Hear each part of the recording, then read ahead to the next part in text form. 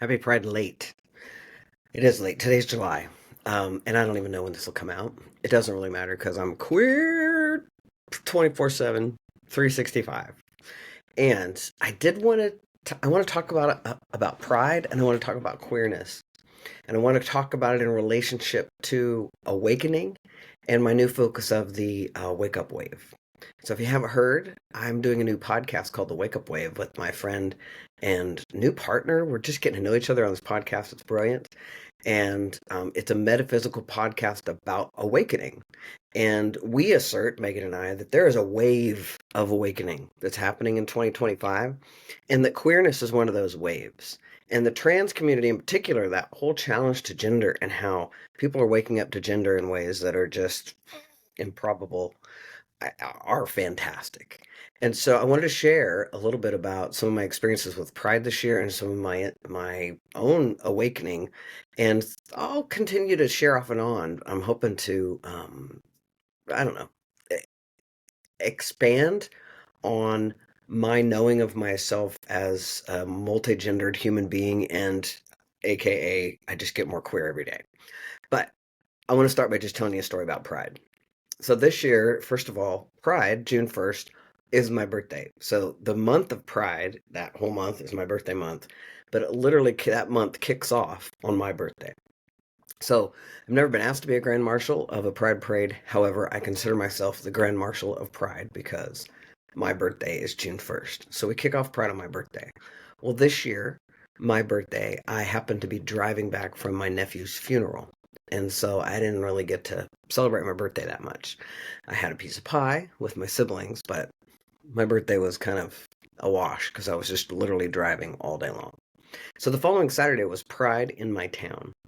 And so I decided to go ahead and go, even though my wife had broken her foot and she couldn't go with me, and she's been my Pride buddy for forever. But I decided to go ahead and go, and I debated about it, I'm going to tell you, because Pride has a mixed bag for me.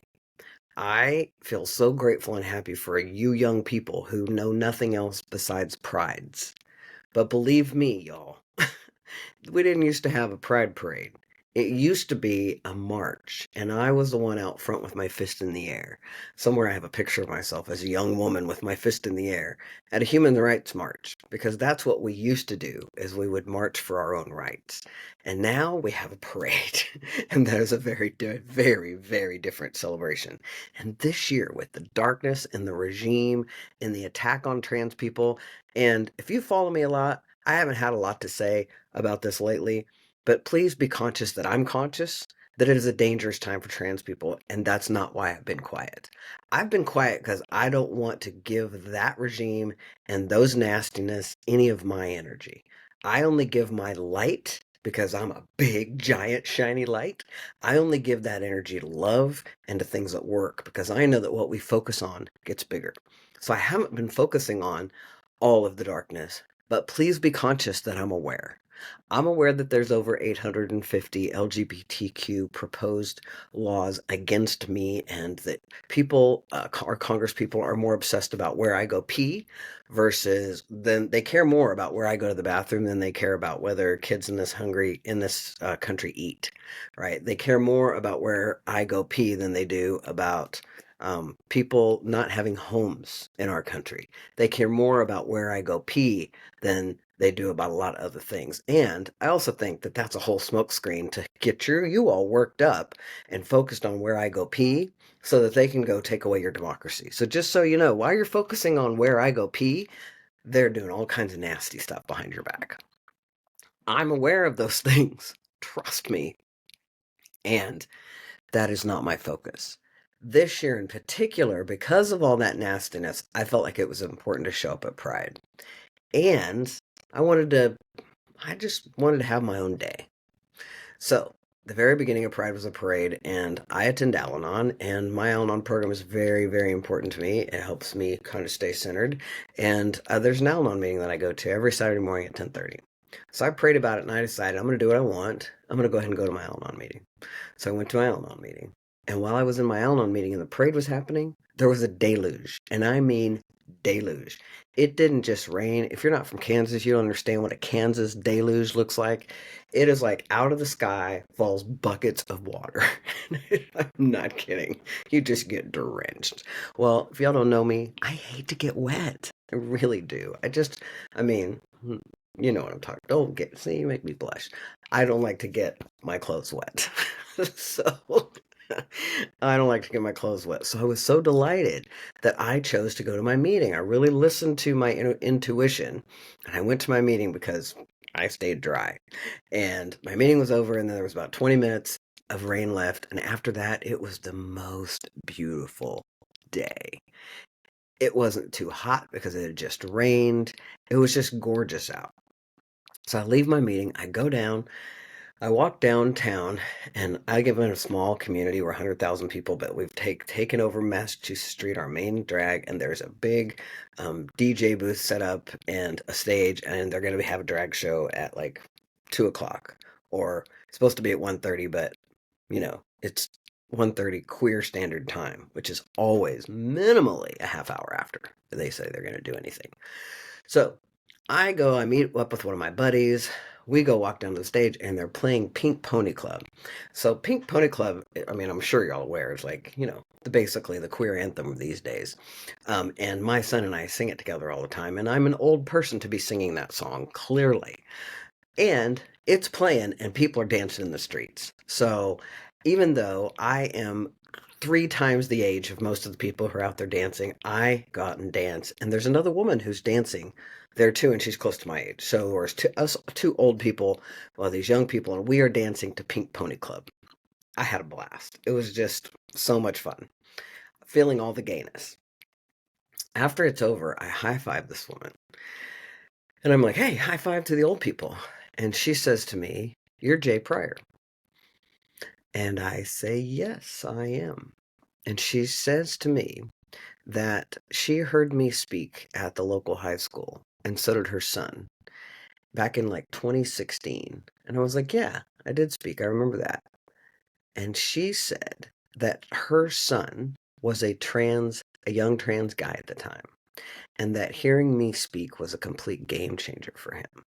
You see, one of the reasons that I have been committed to staying out for as long as I have and keeping shooting off my mouth about how powerful I am and how much light I have in me is because I know what it's like to be a queer person who would rather be dead than gay. I know what it's like to be a young queer person and hate my guts and my life because of my queerness.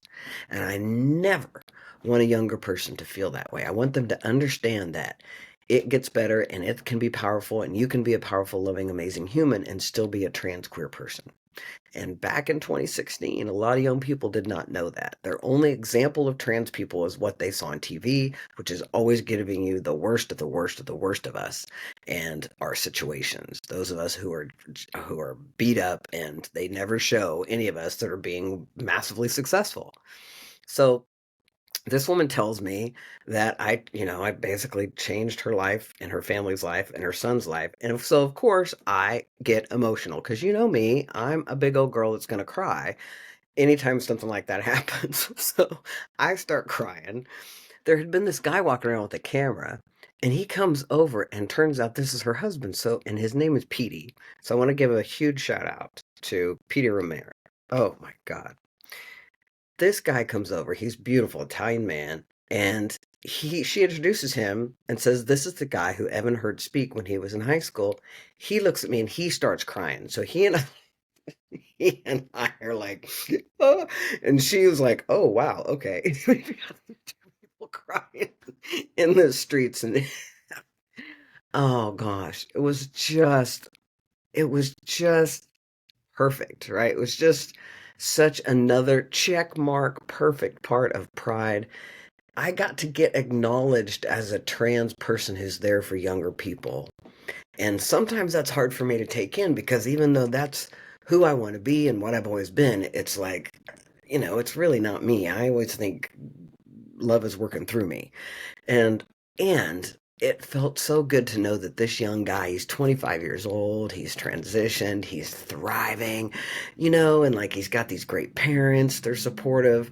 I'm like, what a different world it is for this 25-year-old than it was for me when I was 25 years old and out there with my fist in the air saying, what do we want? Human rights. When do we want them? Now. Right? It's what a different world. And I started looking around and all of these young people, and they are crazy looking. I mean, like their hair's all, like I'm pretty vanilla trans lesbian with a beard here. It's so beautiful. Like the self expression that these young people have. And I got so present to that being part of this awakening is those of us who have been exploring the world of gender. So if you don't know my story, I started out assigned female at birth, right? I always just like to say I was born a little girl. I became a tomboy. Then I became a butch dyke. Then I became a trans butch. Then I became a trans man.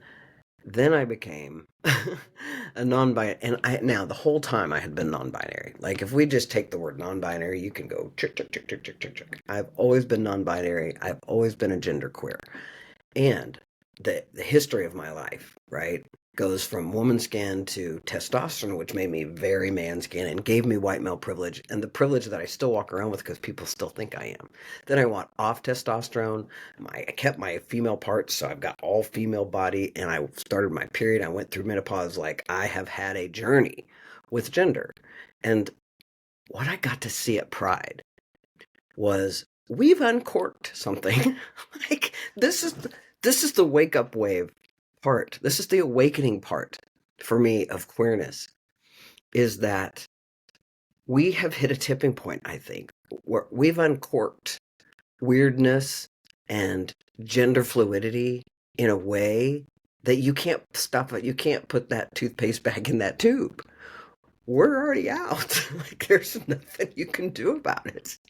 And I just got so present to the impact of that, my impact of that in a really like authentic way, not like a huge ego way, but also not in a huge like self-depreciating weird way, but just like my part in that on Pride, which I was again sort of pretending it was my birthday.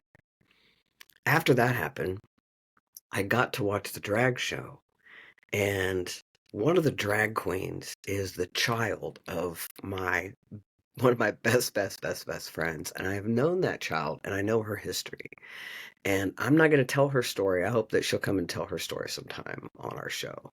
I'm not going to tell her story, but her story from being who she was as a young person to the drag queen that owned that stage that day. I sob every time I see this child perform. She's also pretty much the best drag queen I've ever seen perform, and I have literally been out since 1985 going to drag shows. So she's really good. And every time I see her perform, I just weep because I know this woman's history, I know this woman's story, and I know also that she is a black trans woman. And I know that a black trans woman is in danger these days. And so I'm also super protective of her. And I'm her, I'm kind of her uncle gunkle. And so I'm super protective of her, but I'm also super proud. I was so moved to be able to be there that day and watch her perform on the stage at Pride in her hometown. Gosh, it was just a great day, I tell you what. So that's pretty much the best Pride day ever. This is late, but it's been a good Pride month. And I've had a shift, I tell you what, because there's been times when I've just really resisted Pride. Like, ugh, it can be over the top. But this Pride was just so powerful. And that was all about being part of this wake up wave that our podcast is about, that this shift is about, and I assert that there is a queer tipping point that has happened that too late, y'all. Ha! You can't stop it no matter what you do. And no wonder they're resisting so much. Now, do you get this?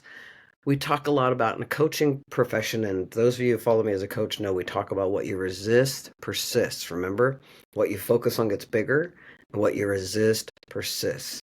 And so, my gosh, no wonder that they're pushing so hard at us, that they're pushing all these anti LGBTQ laws at us, that they're taking up so much energy to push against us. No wonder they are. I mean, when they almost have to, because you can't, we've already done it. We've tipped the scales over, and queerness is here, and queerness is not going anywhere, and it's just going to get queerer and queerer and queerer. I love that. I, I feel right at home. In fact, young people are starting to see me as queer, even though the rest of you cisgender folks see me as a dude, and the young people are starting to like tag me out as an older queer, an elder queer, and it's feeling pretty great. So I'm pretty darn excited about the wake up wave that is queerness, and I just had a really great pride. So that's all I wanted to share. Thanks for joining me. You know I love you. Talk to you later. Bye.